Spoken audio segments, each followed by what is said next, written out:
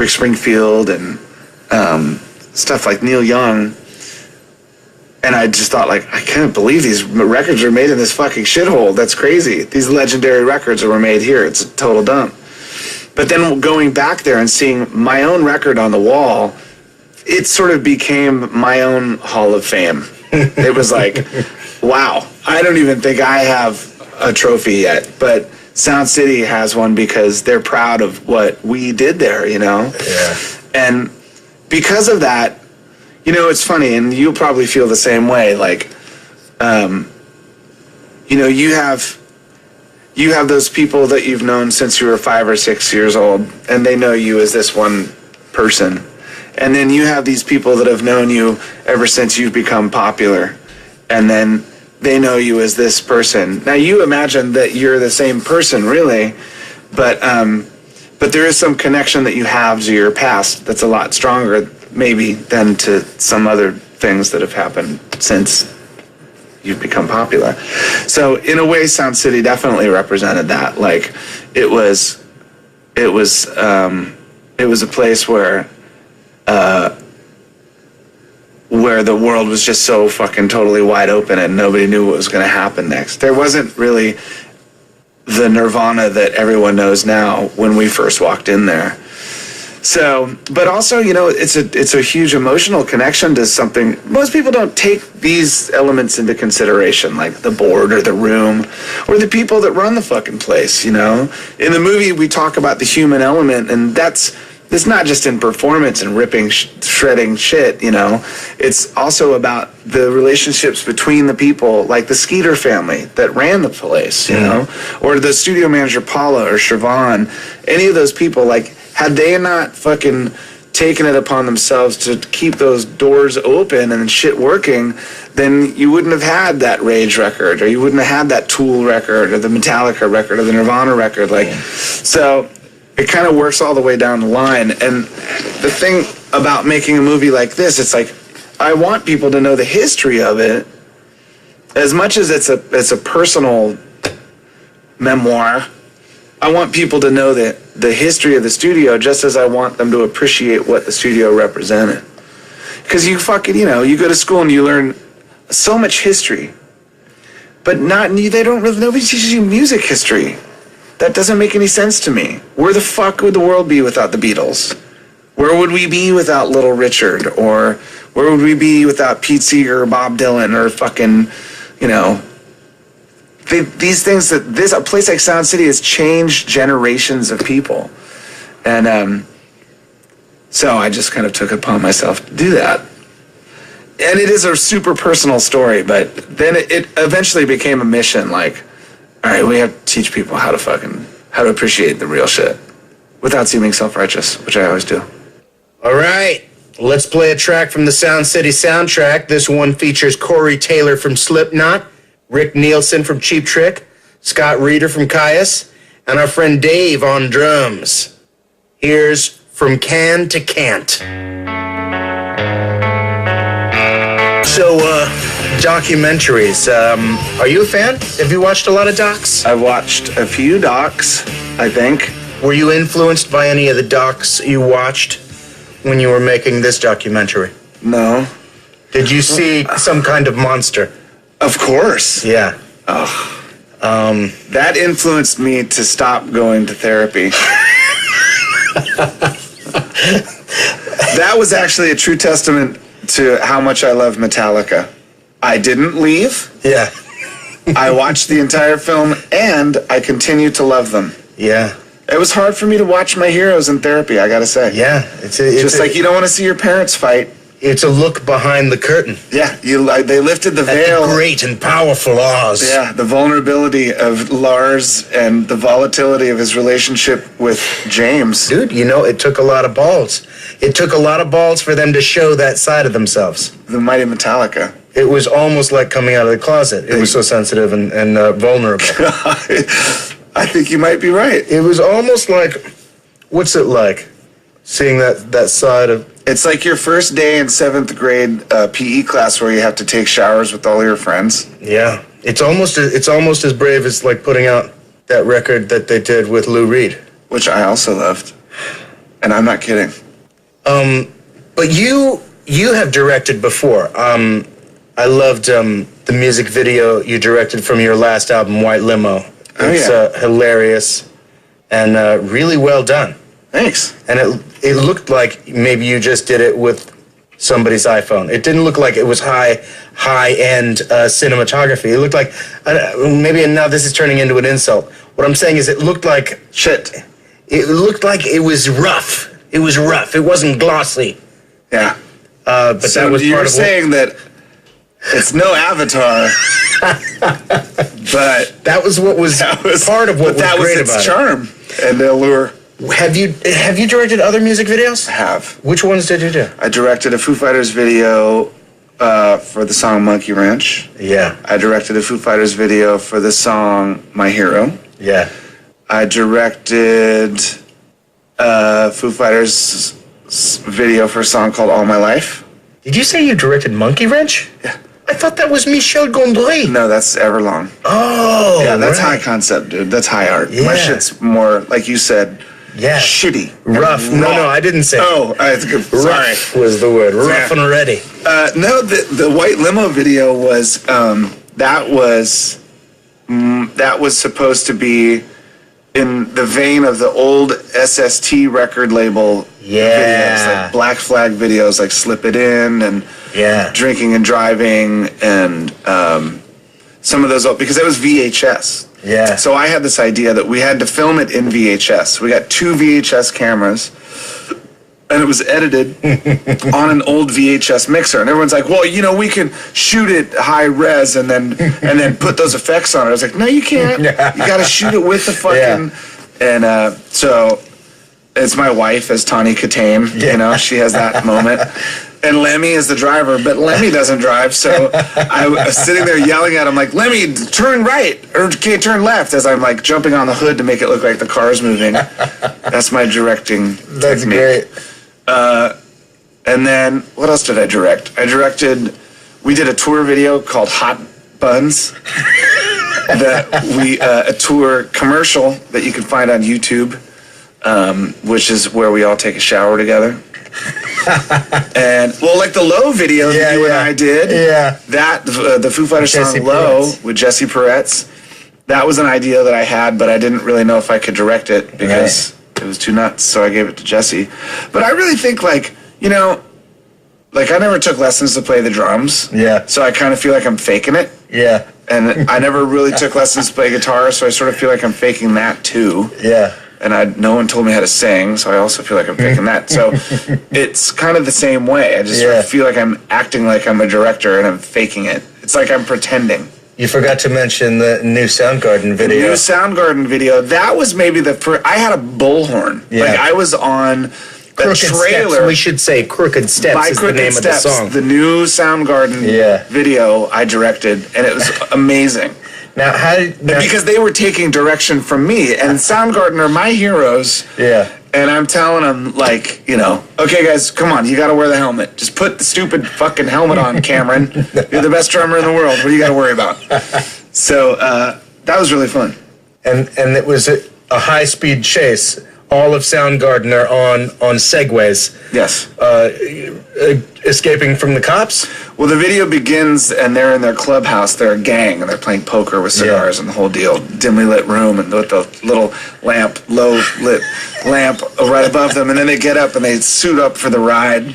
They put on their jackets and their gloves and their goggles and shit, and the helmet. And then they walk outside and the song kicks in, and it's this badass riff, and you can see them. I just shoot them from the shoulders up, and you can see their hair blowing in the wind, and they look fucking cool as shit. And then I pan back, and they're on Segways. What's great is that you don't think of Soundgarden in something of that tone. You don't think funny? Of them in something funny. No, at least none of their videos leading up to this have really. Been funny, so that takes it to a whole other level. Well, I think that really badass. I mean, look, some of the most crushing badass rock and rollers of all time have had a fucking incredibly goofy sense of humor. Yeah, Ozzy Osbourne Like those solo years when he was just fucking bombed out of his mind, biting the heads off of fucking bats and doves and shit.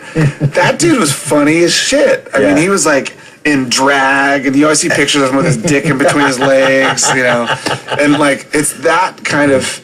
I think that humor and hard rock go together really well. It doesn't mean that the music is funny. It just kind of makes it even more sinister in a way to me, you know. So, and then they were like, "Well, wait a minute. When you heard the song, what's so funny about this song? How is this song funny?" And I was just like, "Well, I don't know. It's not really, but I just imagine We like, amuse you? yeah, exactly. What, do you think we're a fucking clown? What do you think? What's so funny about this song?" So, but for them to be leaning into segues, going 12 miles per hour as they're being chased by 2 cop cars, you know, that to me seemed pretty funny. Yeah. It was a no-brainer. That's awesome. Yeah. Who is your favorite director? Of all time? Yeah.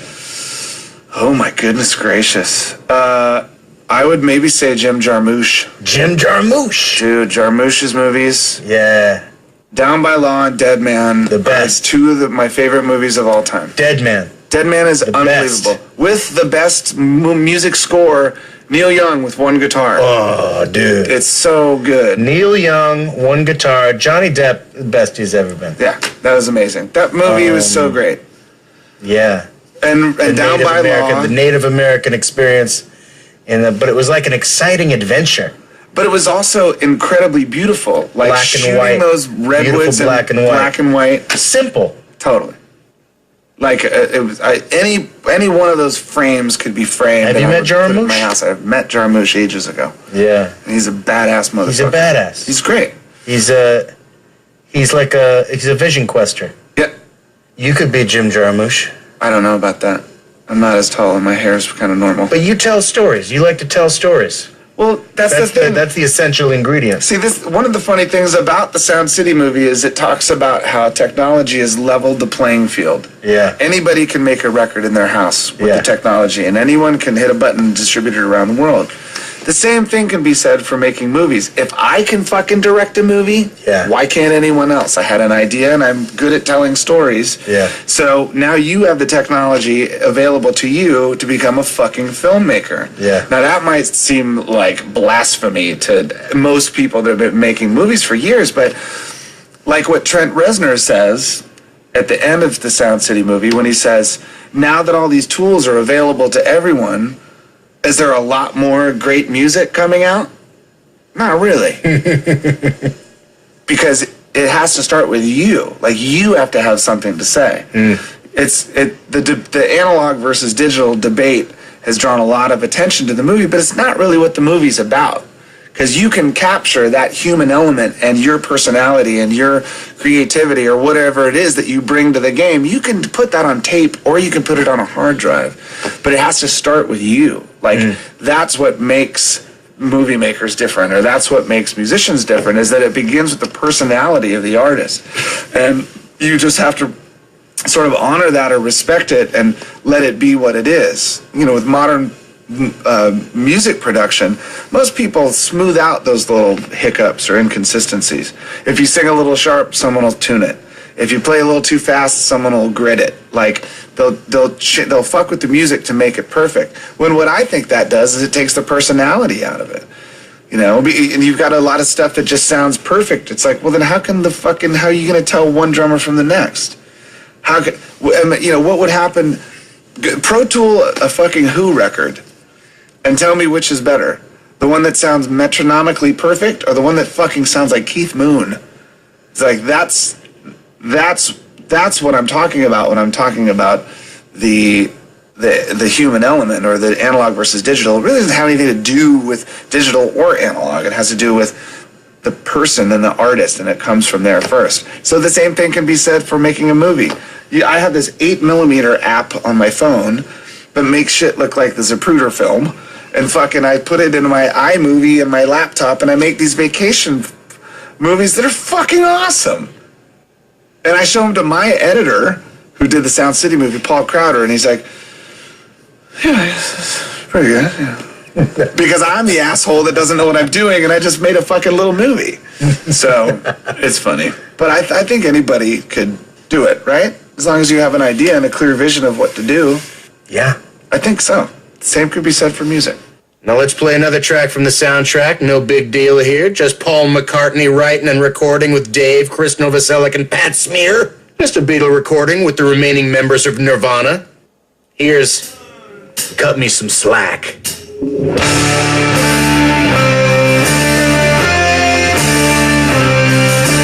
Octane. You got a mind-blowing list of artist interviews in the film. Maybe the most mind-blowing list of artists ever assembled in a film. When you go over to Barry Manilow's house, for instance, do you have a list of questions? Or do you just show up and let it flow on the subject of Sound City? I really tried to not bring questions because I wanted it to seem like a conversation. But interviewing people is not easy. The first interview that I did was, I think, with Mick Fleetwood. And fortunately, you ask him something and he talks for like 27 minutes. He was awesome. He was the best interview. It was great. But I knew there were certain things that I wanted to talk about. Like, what was your first impression of Sound City? Everybody said the same thing. It was a shithole. I thought it was going to be something else. It was run down, but it sounded great.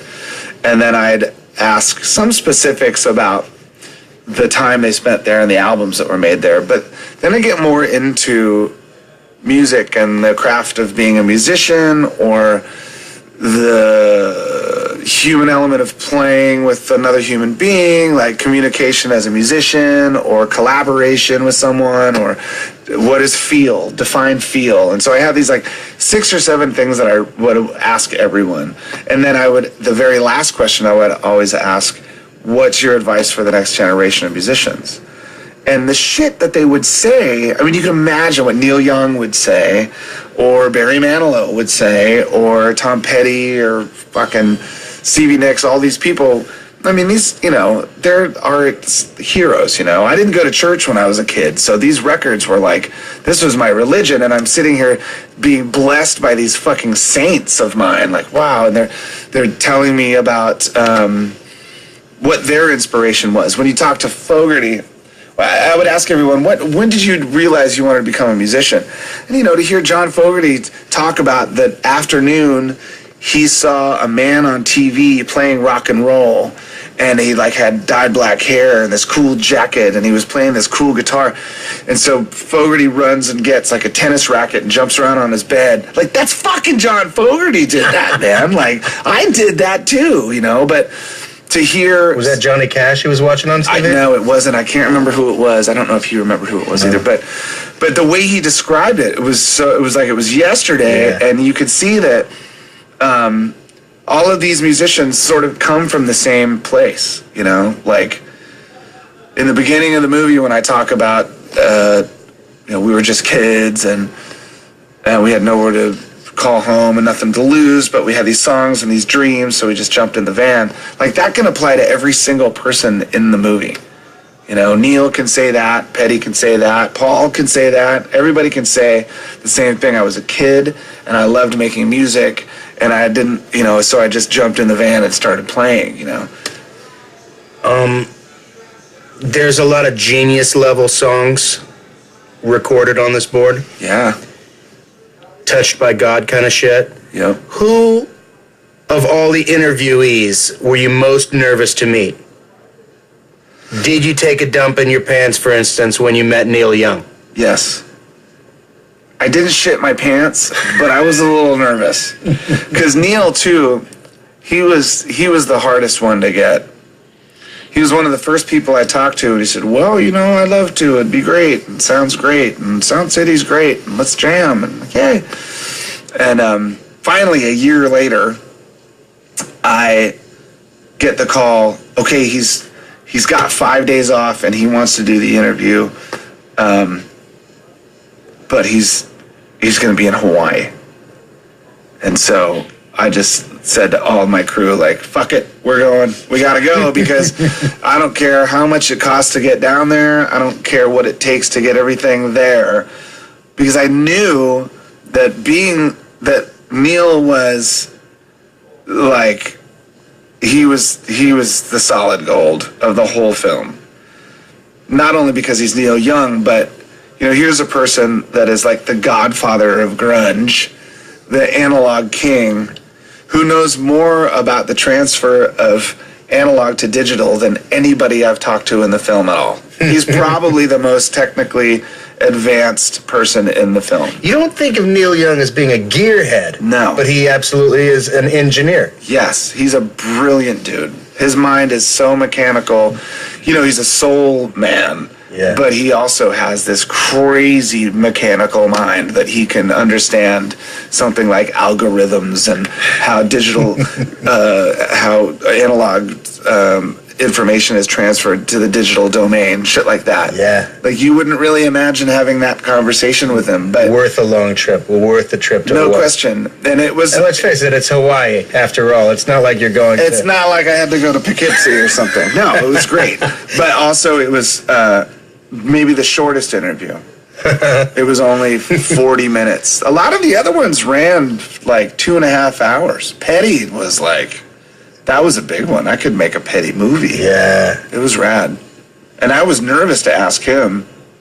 So I called him and we talked for a while, and then I finally got the balls to say, "Hey, Tom, I'm making this movie about Sound City. Can I talk to you?"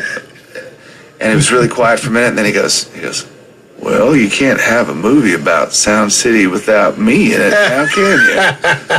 I said, "No, you can't." But yeah, it was sort of scary. Whenever I meet someone like that, I always kick myself in the ass later when I remember what I wanted to fucking say. Yeah. Are there any questions you regret not asking some of these people that you interviewed for this movie? Oh, man. Or maybe you got it all out. Maybe you always felt like, no, we squeezed it. I felt pretty good about stuff. I'm not sure. I mean, we had a lot of ground to cover, but because all of the interviews were really like conversations, I think we got there. It's kind of sick how much genius is poured into Sound City.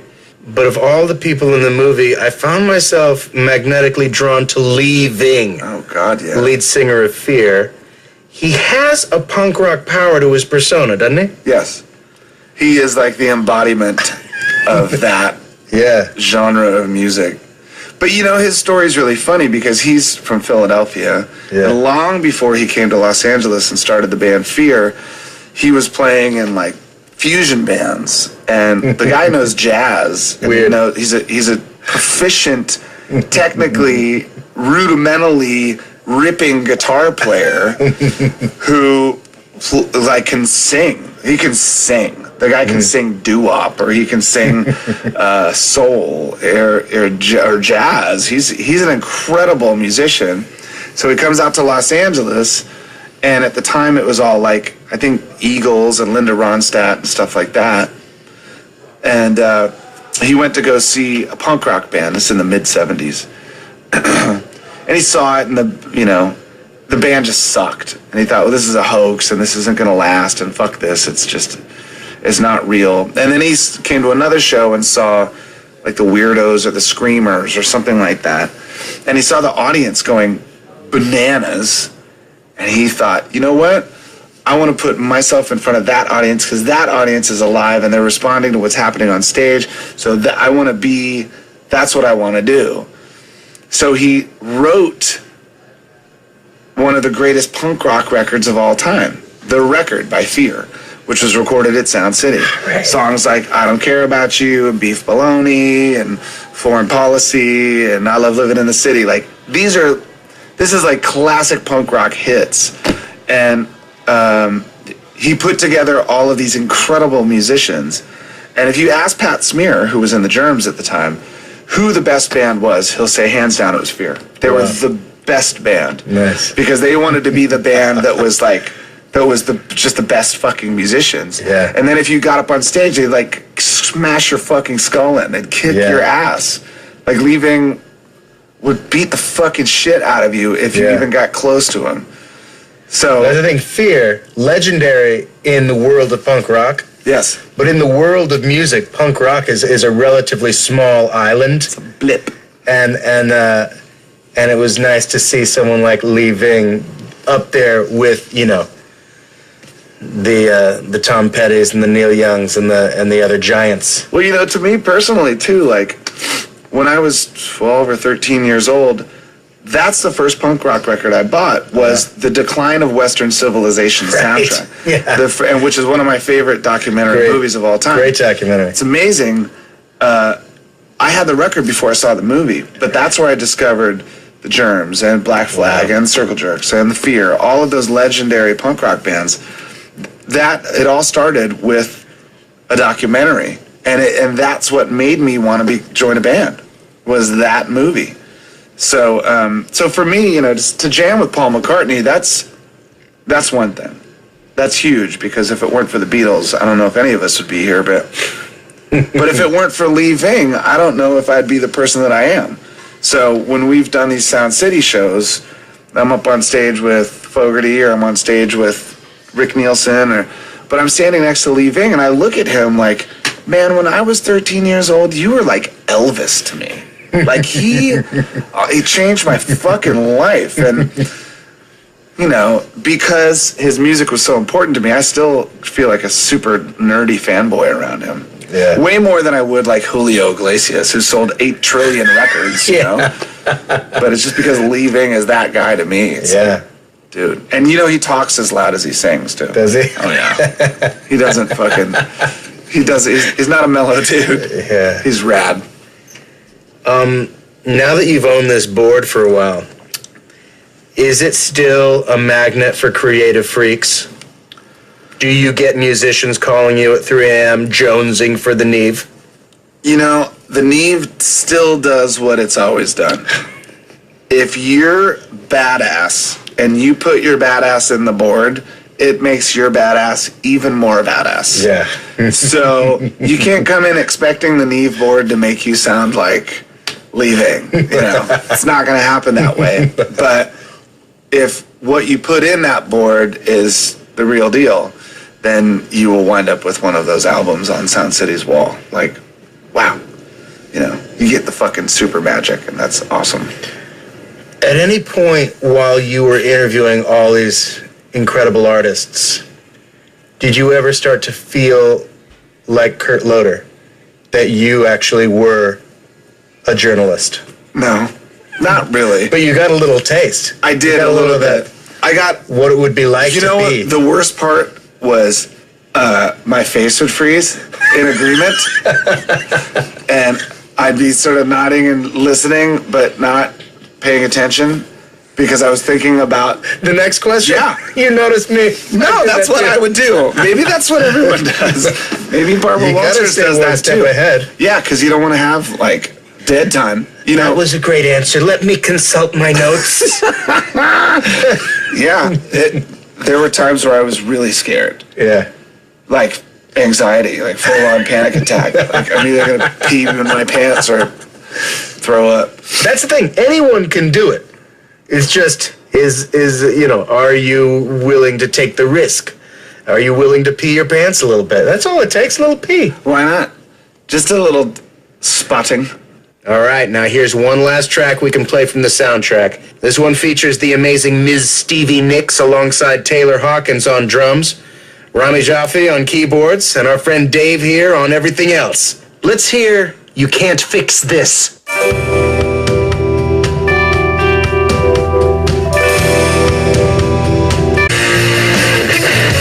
So, you've made a soundtrack. I did. With all the artists you interviewed. Did. I assume you interviewed them first and then said, hey, come on, let's go jam. Yes, that was the order of, that was the sequence of events. Yeah.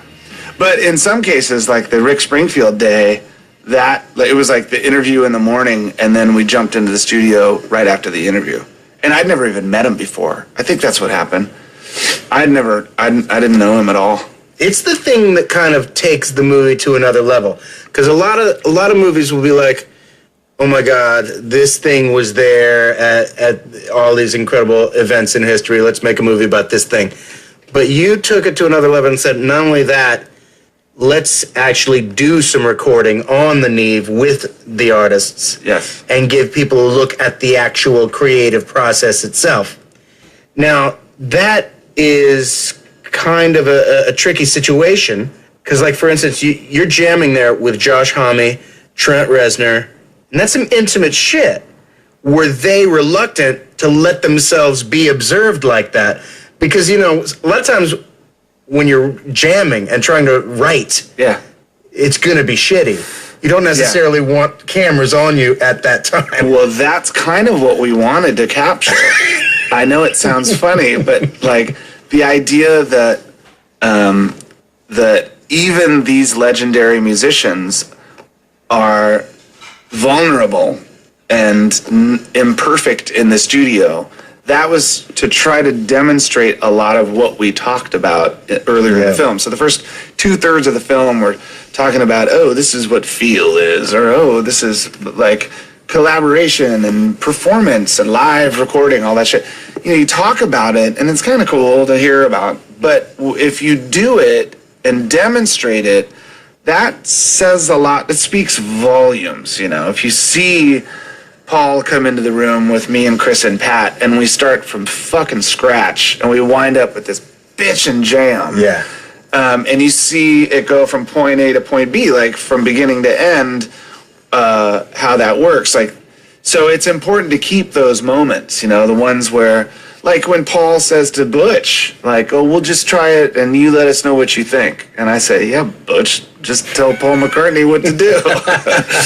You kind of can't imagine that happening, but it does, you know, and to see Stevie Nicks doing a vocal take and say, stop, wait, stop, I fucked up. It's that kind of thing that I think encourages people to feel like it's okay to not be perfect, you know? There's some kids that they'll pick up an instrument and they play it once and it sounds like shit. And they're like, well, I'm not good at that. It's like, well, according to who, you know? What are you trying to, just get into it. You know, if you want to do it, like Violet, my daughter, she'll sit down with the violin and be like, Daddy, listen to Twinkle, Twinkle, Little Star. And she'll play it and be like, whoa, like the craziest noise ever. And she'll finish and she'll look at me like, huh? How about that shit? Because she's down, you know, like she's into it. Yeah. And because she doesn't know that you're supposed to play like fucking Yo-Yo Ma or whatever. You know, she doesn't know that yet. She just knows that it's fucking rad to pick up an instrument and go for it. And so it's, you know, it's kind of cool to see these people in the film, but you're right, it's tricky. Like, the last thing I want, ultimately I wanted everyone to be comfortable and I really wanted to capture some great music and stuff, but I didn't want to make anyone feel uncomfortable with the cameras. So there were times where you had to do a little massaging. There were some people that didn't like that camera there or didn't want this there, and whatever, like, absolutely, just fucking whatever's going to make you feel comfortable in the studio, you got to do it. But after a while, you kind of get numb to it. It's like some Big Brother shit. Yeah. I'd never really done that. It was good. So now you have bought the Neve board. You have made a movie about the Neve board. You have recorded a soundtrack on the Neve board. Will you now make love to the Neve board? I will. With my music. Maybe some romantic music and candlelight? No, the idea now is that the board remain here making albums for the next 40 years. Yeah. Because, you know, it had, from the day it was installed to the day I pulled it over here, it had never moved. That's 40 years. Now, you know, they have like when you get an antique pinball machine, there'll be a dude that refurbishes the pinball machine. Yeah. Is there a dude that knows what to do?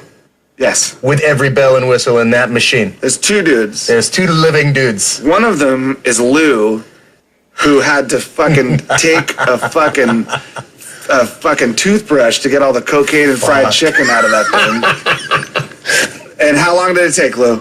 It took a summer. A summer of scrubbing the blow out of my board. Oh my God. And then there's our good buddy Pat Schneider, who's like the Neve doctor. And he'll go in and like replace every tiny light. And he'll do so much as to like repaint the tiny numbers on the fucking on the meters and shit. Yeah, that's so good. I mean, when we moved it here too, we made a conscious decision, like, do not modify the board. Don't fucking upgrade it. Don't do anything to it. Just leave it the way it has always been. And so we were very, very careful not to fuck with it. Well, in closing, I'd like to say that you should win an Oscar for this film. And I'm not just saying that because you drummed on all the Tenacious D albums. I'm saying it because it's true. Thanks, Jack. You're welcome. You just heard Jack Black interviewing Dave Grohl about Dave's new documentary, Sound City, exclusively on SiriusXM's Octane. Hear it again tomorrow at 6 a.m. Eastern.